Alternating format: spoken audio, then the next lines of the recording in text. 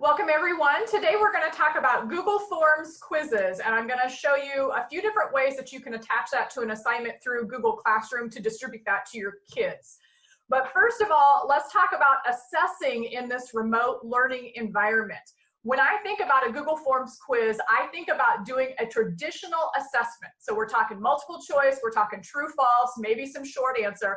But if you really want to get the power out of a Google Forms quiz, you want it to be self-grading to save you some time. So we're talking multiple choice, true, false type of assessments. Well, let's think about the times that we're in right now where students are learning remotely and you have no control over the environment that they're in. So when you do, as opposed to when you have them in your classroom and you can kind of control the environment that they're working in, here you have no control over that.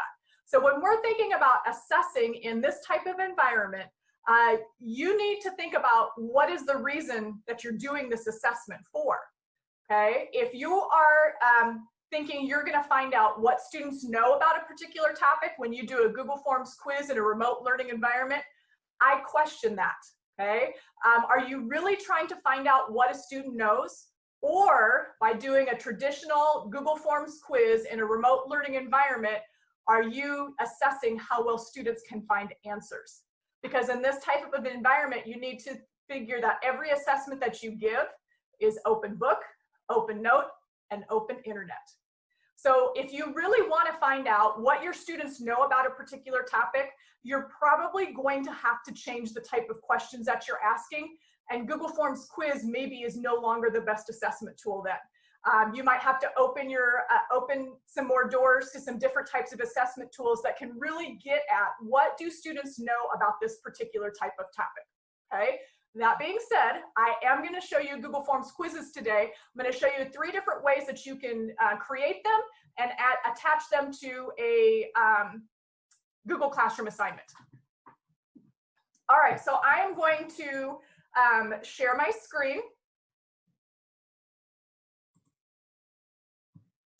Okay, so here I am in Google Drive, and there's a couple of different ways that you can create a form. So hopefully you guys, this is not new to you. Creating the form piece is not new, but maybe there's some new ways that you could create a form.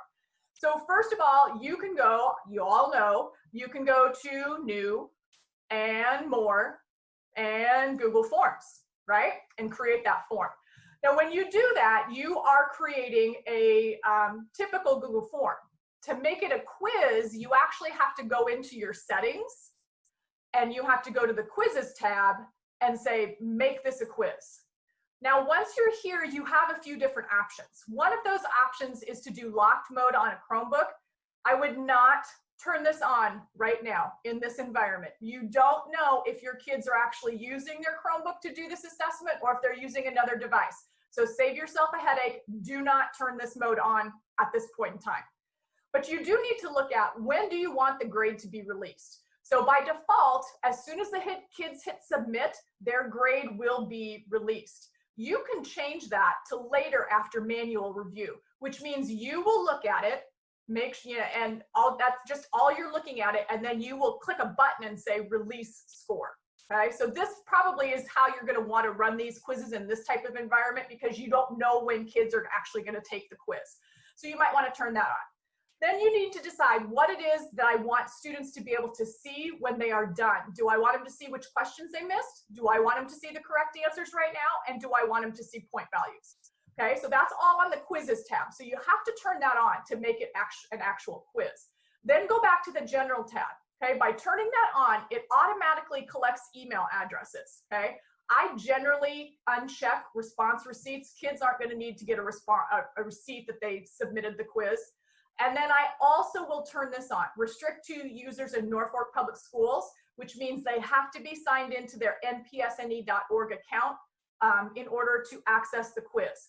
And then if it's important to you that they only take it once, you can also check this box here to limit to 1 response, okay? When you collect email addresses and when you restrict to Norfolk Public Schools, the form is automatically going to collect their email address.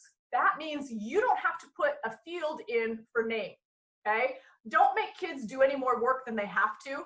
Collect their email address. That serves as putting their name on their paper, okay, in this case.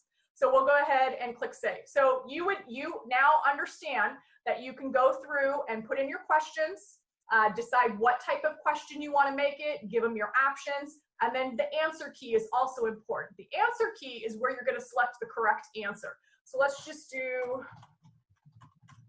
just real quick, and we'll give them a couple of answer choices here.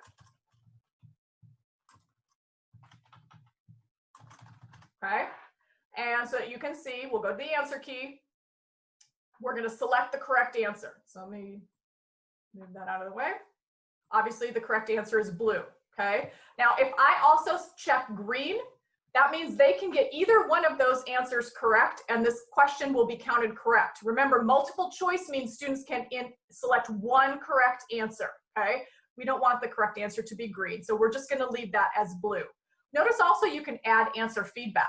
So you can add feedback if they got the answer correct. So maybe you could share a link with them or a YouTube video where they could go and see the correct answer. You can also do feedback for if they got the answer correct. So you could just simply say, good job if you wanted to. Okay, that feedback is optional. You don't have to do that, but that is part of building that quiz. Okay, so I'm going to change this to Sky Questions, just so when I pull this up later, we'll be able to find it. Okay, that's one way of doing a Google Forms quiz. Another way to do a Google Forms quiz is to use a template. Okay, so if I go back to Drive and go to New and More and Google Forms and say From Template, this takes me to the template gallery where they have different forms already set up for you to use. Now notice when we come in here, here's a blank quiz. Here's an exit ticket. Here's an assessment. Here's a worksheet. So these are already pre-started for you. You can start any one of these and change the questions if you don't like them. Okay, the blank quiz and the assessment are both quizzes. They're already set up to be a quiz. So let's just do the assessment just so that you can see how that's different than the quiz that we did before. Okay, so it's already got some directions in here, name, email address, got some blank questions in here that you can go ahead and customize. But if we go to settings, because remember we had to do that before, we had to go to settings and we had to go to quizzes. Look at that. It's already a quiz, okay? So they already have that turned on if you use this particular template. The only other thing that I would encourage you to do is go to General, collect those email addresses, and restrict to Norfolk Public Schools. But otherwise, that's pretty much set up and ready for you to go. So save yourself a few clicks if you use one of those templates instead. So I'm going to go ahead and save that. All right, now we're going to go to Google Classroom, okay? So either one of those quizzes that I just did, if we're ready to attach that to Google Classroom, I'm going to go to Create, and I'm going to do an assignment, okay? And I'm going to say Quiz, and I'm going to go to Add from Google Drive. And hopefully those two quizzes that we just did will be here under Recent, and there they are. There's my Sky question. So let's go ahead and add that. Notice what happens. It recognizes that that is a Google Forms quiz, and it automatically turns on grade importing. So when you give a Google Forms quiz through Google Classroom, you can import those grades after the students have taken them into Google Classroom so that they can see the grade that they received in Google Classroom. Notice that they also have the locked mode option available in Google Classroom, but we're not going to do that in this particular environment. And then you can go ahead and change the point value.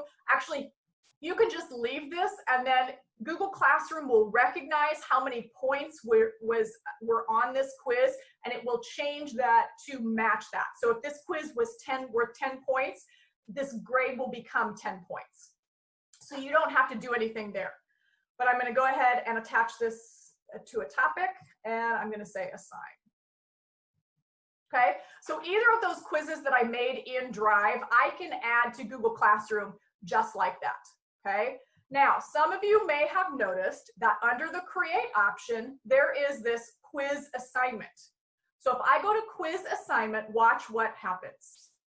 It creates an assignment and it attaches a blank quiz for me. Okay, so in order to use this, I'm going to have to go into this blank quiz, and I'm going to have to put my questions on there. But if we check out the settings option, we will see that it's already made this a quiz. Okay, then you can decide if you want to release them now or after you review. You can decide what you want the students to see, excuse me, after they've submitted the quiz. Again, I would go back to general. I would collect those email addresses, restrict, and limit to one response, and save. But again, here I would have to fill in my quiz questions now.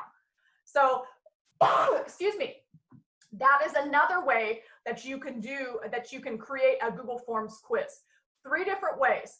Go to Drive, create your form, go to Drive and use a template, or go to the classwork tab in Google Classroom and create a Google Forms quiz there. So again, I would just attach this to a topic, and we won't change the points, but again, I would give it a title, and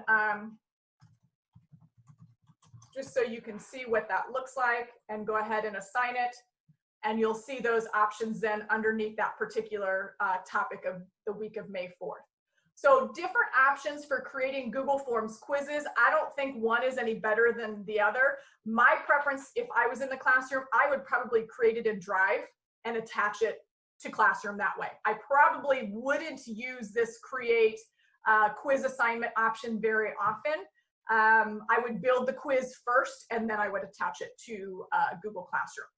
So those are 3 different ways that you can attach an assignment to Google Classroom, a quiz assignment to Google Classroom. Those are your different options. I don't think one way is any better than the other, but it's always good to have options.